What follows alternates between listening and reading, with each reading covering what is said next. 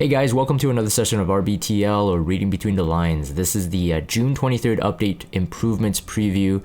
This will hit us after the World Arena season is over, and of course this will affect how we will be kind of prioritizing our gear and our stats. I think there's going to be a slight mental adjustment that we need to make, especially those who play World Arena or want to get into World Arena compared to the current season. But I'm just going to go through my thoughts on this changes, and definitely leave your thoughts in the comments down below. What do you guys think about it as well? The first things first is the equipment sets that are actually changed. Kind of surprised. I think the injury set itself is kind of okay. They've changed it now so that when you're doing a single target, there's a 12% health reduced, which is pretty cool. This does give injury set some more incentive. So before, it's really beneficial on AoE, because if you start thinking about like the 6% on top of a team-wide sort of thing, so we're talking about 4 characters potentially missing out 6% of their max HP every time you do an AoE. So SSB, Bellion, I used to run Injury Landy, which is still a pretty cool concept to me at that time. But you're taking out 24% of their max health, right? If you think about it in a team-wide comp, right now the 12% for the single attack, in my opinion, that's pretty incentivizing to start even looking into. Injury set A Robbie won't even be out of the question, in my opinion, especially those who run her on speed set. Yes, it will require a bit more gear score, but it's possible if you have like really good gear score. Injury set Alencia is not out of the question right now either. One of my guildmates, he actually runs an injury set Alencia, so like Alencia being able to do an S3, you can take out the 6%, like I said, the 24 from a team-wide perspective. And then Alencia, of course, now has the additional 10% injury on her trample skill, which that means you'll hit S1, provided you have Mind's Eye when she gets the S1 turn. You have 12% reduction. Again, it does depend if you could do that much damage though. So up to a 12%, plus tramples 10%, plus tramples 12%. So that gives Alencia, probably, at least in my knowledge, the fastest injuring hero that we can have in the game, because realistically what she can dole out is a total of what, 34? Right, 34% maximum health removed on one single turn. That's pretty huge. That means that with like an A Robbie versus Alencia, like one-on-one, Alencia probably takes the cake. Plus Alencia can defense break too, so like A Robbie is not going to beat her a one-on-one, right? So assuming that no damage has been dealt to them, I think Alencia will win. But that being said, this is definitely some incentive for people who are currently hunting KDs anyway. We might see some single target bruisers that generally run on like 200 speed on a speed set, potentially being used using injury. All right, so I mean, I myself, I'm a believer in injury. I have always been, but it's as long as your opponent doesn't draft too aggro. If they draft at your speed and you're kind of like a standard bruiser player, then the injury set has really good value. If they're drafting too fast, the injury set of course loses the value. So, there's a good mix and match there. Now, the destruction set one, in my opinion, is the biggest debate. The critical hit damage increasing by 60%. That's pretty big, right? So, critical hit damage at 40 was already okay, but 60 means that right now for heroes that run on the average 200 speed set DPS, so like let's say Specteni, destruction set now becomes a very high value, because if you think about the amount of speed you're gaining on a Specteni, or those who are around average of 100 speed, you're gaining what, like 25 speed, maybe 26, 27. Okay, so if you calculate that in terms of just gear score, in terms of how many speed rolls that counts for, then we're talking about like 6, maybe 7 rolls, right? But if you calculate crit damage at what you receive at an 85, which is 7 crit damage as a max, you're getting realistically like 8 rolls out of this. So crit damage, the crit damage set, the destruction set, actually is going to be pretty decent value. So if you have some really good destruction set gear, and you need to fill out like DPS that need to be about 200 speed, destruction set might be a way to go now. Destruction set comboing with a crit rate neck right now would be really beneficial for bruisers that require really high gear score to function. So again, using Alencia as a good example, Alencia could really function off this, just provided that you have like, you know, the speed subs in the right pieces. But if you're talking about overall gear score right now, crit rate neck plus destruction set is going to generate some of the highest gear score in terms of a crit damage DPS, okay? Crit damage bruiser, crit damage DPS. So obviously Hua Yang wouldn't benefit from this, right? I'm just using that as an example there. So speed set is not diminished in value because of the destruction set. Arguably, if you start calculating based on EHP versus like damage dealt per set, what you're getting from speed set is still higher benefit than destruction set, because like if you calculate like the extra 20 crit damage, like does that gain you more DPS than, let's say, an additional 20 speed or 25 speed you can get from a speed set, right? In a general fight, I would say the speed is still better. But I'm just saying that this is not something that you want to overlook. This is definitely pretty good. This does make Banshee now one of the highest incentive hunts in terms of the collective sets that you can actually get dropped. So like destruction set being useful, counter set being useful, lifesteal set being useful, ER set being useful. Since the Soul Weaver is actually getting improvements based on this patch, and Soul Weavers are not going to be leaving the game anytime soon. Their function in World Arena right now is still going to be very strong, even after the adjustments. But at the moment, Banshee is very high value. For those who are already currently Banshee gamers, they're just getting an extra bonus, the cherry on top with this change. But Wyvern will still be very good, because this season, or the next season rather, after these frenzy changes, is still going to be very high aggression based on their changes. So that's my thoughts on the sets that are changed.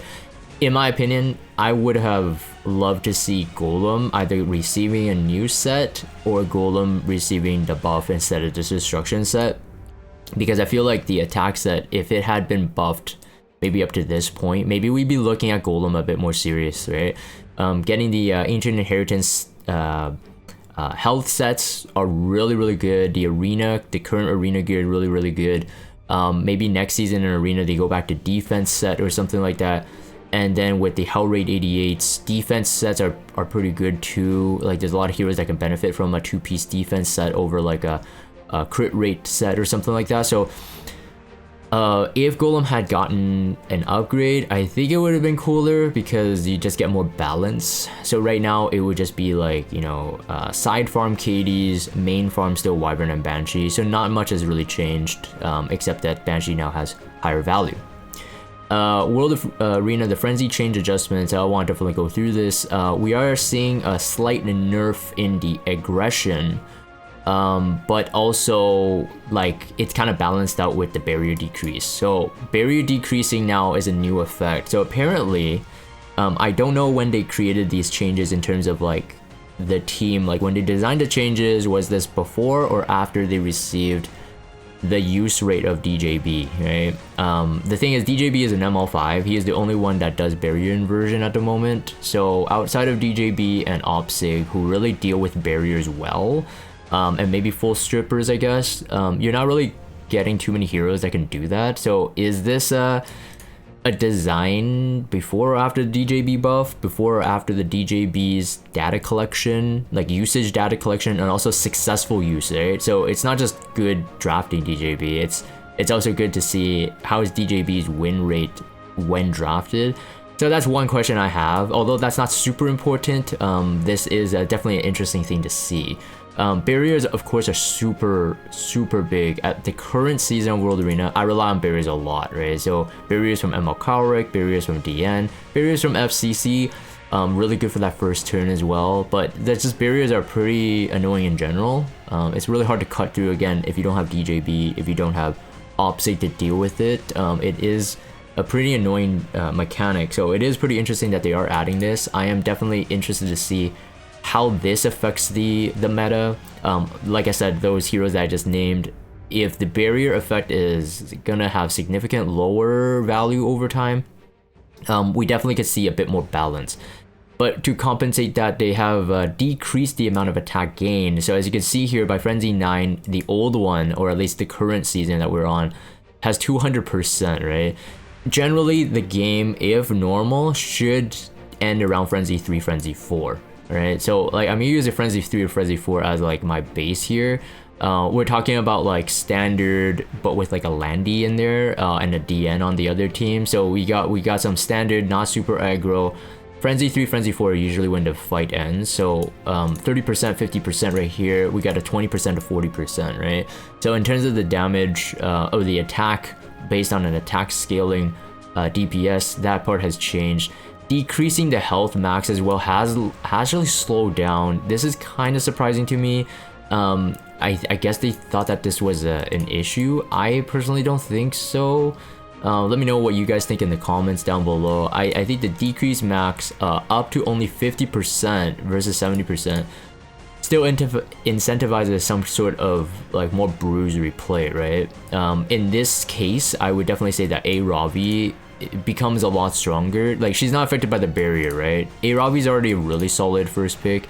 So A Ravi gaining in more value as Frenzy gaming goes on, because like she's health scaling, but she's also attack scaling too. So I think that this is, I guess the barrier change, they're predicting that it's so big that these, I guess this would it be considered a nerf?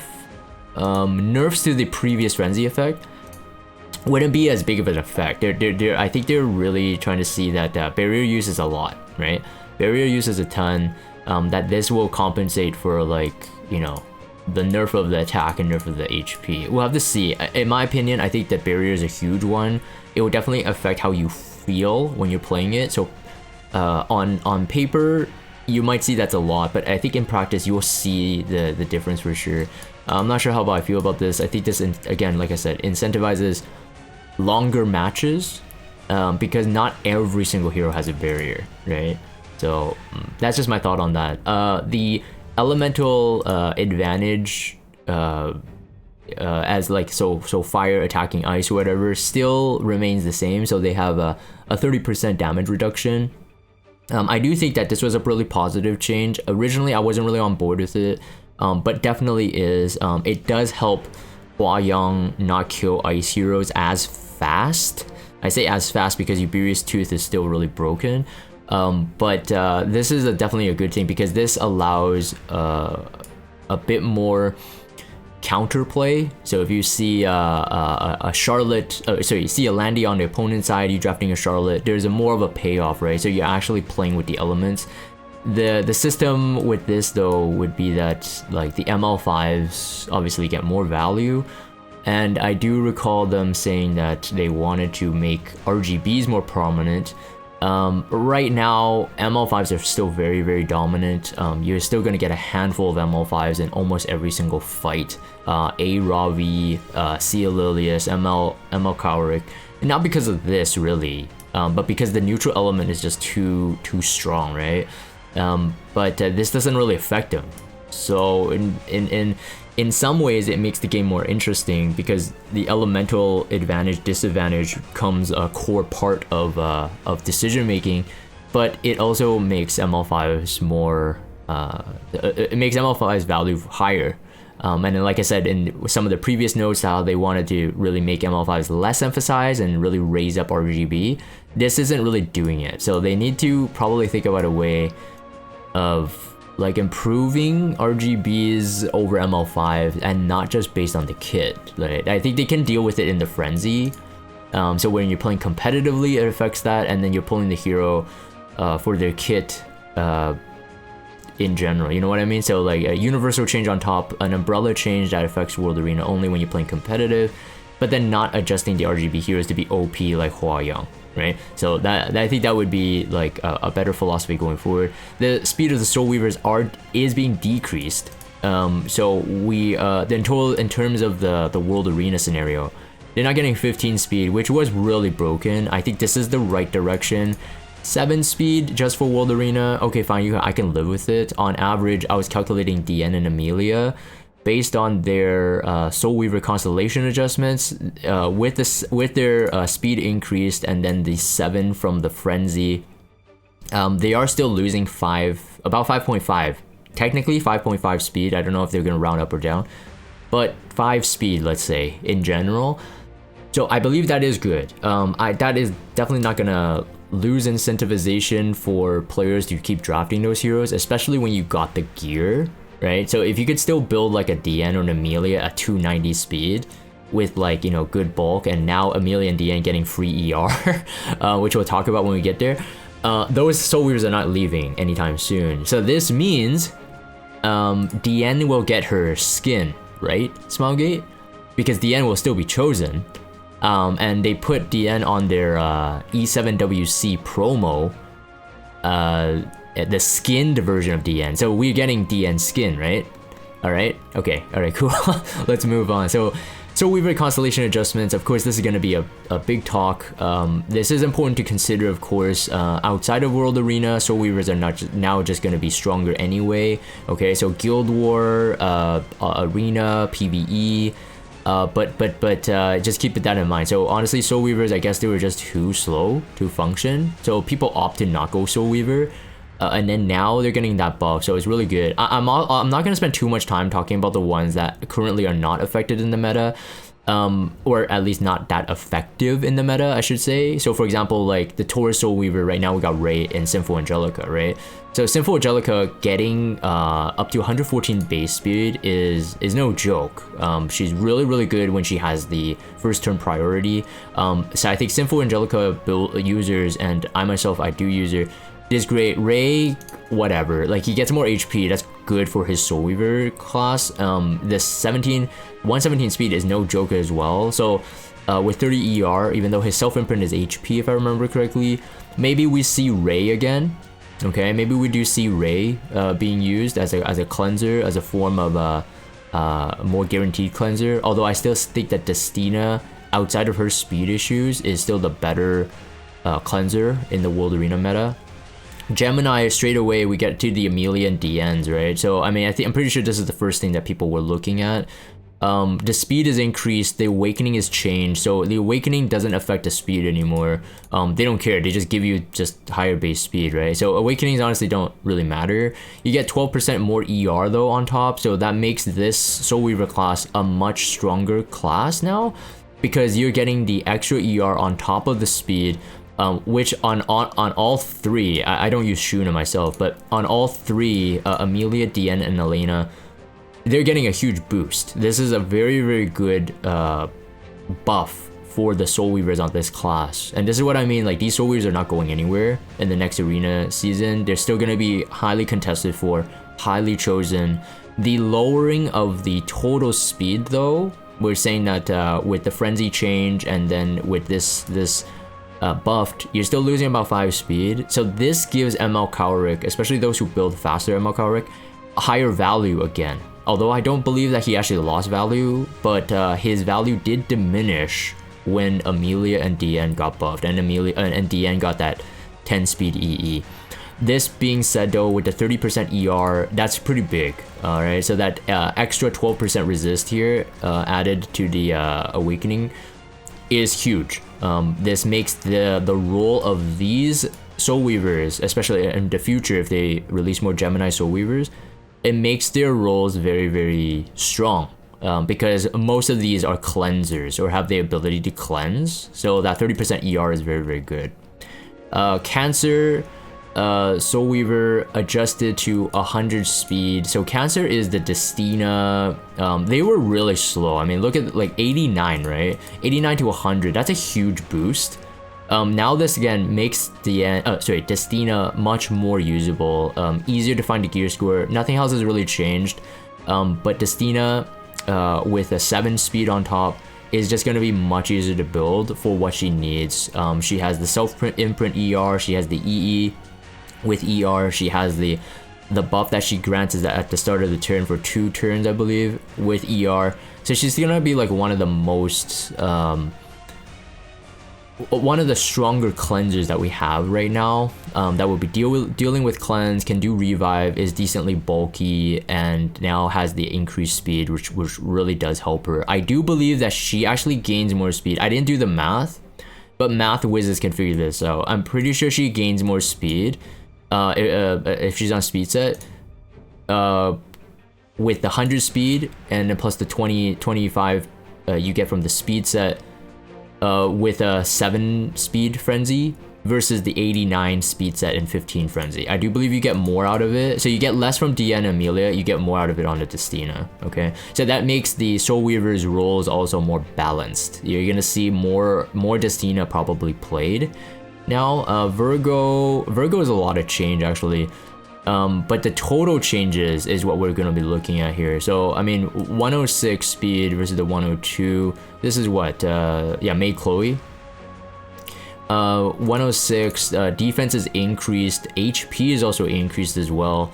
That's pretty good. That makes May Chloe probably going to be another decent Soul Weaver to have. It's not that she really lost value, but like Rimuru and the likes did kind of take away from her spotlight, but with the new buffs, maybe we'll see her played more again, because she is still a really good cleanser for aggro comps.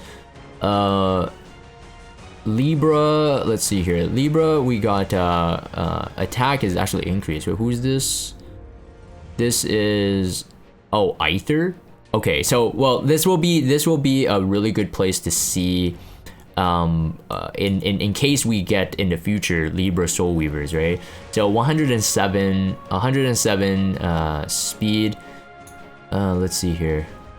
107 speed. The defense is really good. The health is really strong. The attack is high. No ER. The health is really low actually. Sorry, health is low, but it did get increased. The defense is pretty good. All right, Sagittarius has Requiem Roar as the only one. Wait. Oh, no. It's Requiem Roar has a separate, excluding Requiem Roar. Right, yeah, because I think Requiem Roar has a weirder stat. I don't know why they didn't just make everyone the same. But so this one's pretty good as well. I think DJB, I mean, getting into more attack, but the effectiveness is kind of odd, right? Like for his stun right now, maybe, but I mean, he does get increased speed. So from 108 to 111, this is still slower than Ray, but I think for how DJB needs to function, this is a decent enough buff. Tamarine, having the 12 effectiveness just makes her more easier to build in PvE scenarios. She's not gonna be making it into a PvP comp anytime soon, in my opinion. Blaze Dingo, I'm probably gonna skip these. Let's see here, Sagittarius, this is a nobody. Oh, this is a Requiem Roar specific. Okay, so this is the stat line. I don't use Requiem Roar. I'm probably gonna ignore this part. I'll get more attack. Aquarius is Mascot Hazel and Hazel. Probably not gonna focus on this too much right now. Mascot Hazel is realistically a PvE hero, but I can see her being used in PvP comps. Very, very hard though in World Arena especially. Pisces, this one's big, okay? So we get more defense, more speed, and even some ER. So for Rowana, Blood Moon Haste, and Ruel, I think if anything, Ruel has the most to gain from this, since most people don't really run Rowana really fast. Most people, all right? There are, of course, exceptions. The 12 ER is really good on Ruel, plus the speed. So I think, all in all, this just gives Ruel a better place in the meta. Although when she's being used, picked right or drafted right, she does her work without this buff, but this is still like, you know, decent to see. Like I pick Ruel on some instances, so in my opinion, overall, I think the Soul Weaver buffs are pretty good. Nothing too broken, especially compensating with the loss of speed in the Frenzy. I think this makes Soul Weavers more incentivizing to use. They have not lost or diminished their value in their roles. In fact, increased it slightly, ever so slightly. The Frenzy change is going to be very interesting to see next season. The barrier change, I think, is going to be a pretty big one. I want to see the interaction. The set changes itself, the injury set, we're going to have some weirder builds coming out for sure, and the destruction set is definitely going to be a viable option for DPS that are usually averaging around 200 speed. So those are my thoughts, my predictions. Let me know what you guys think in the comments down below. I'm gonna end this for the video recording. If you guys have Discord, check out the Discord server. Follow me on Twitter, subscribe to YouTube if you haven't. As always, thank you guys for watching, and I will see you guys next time.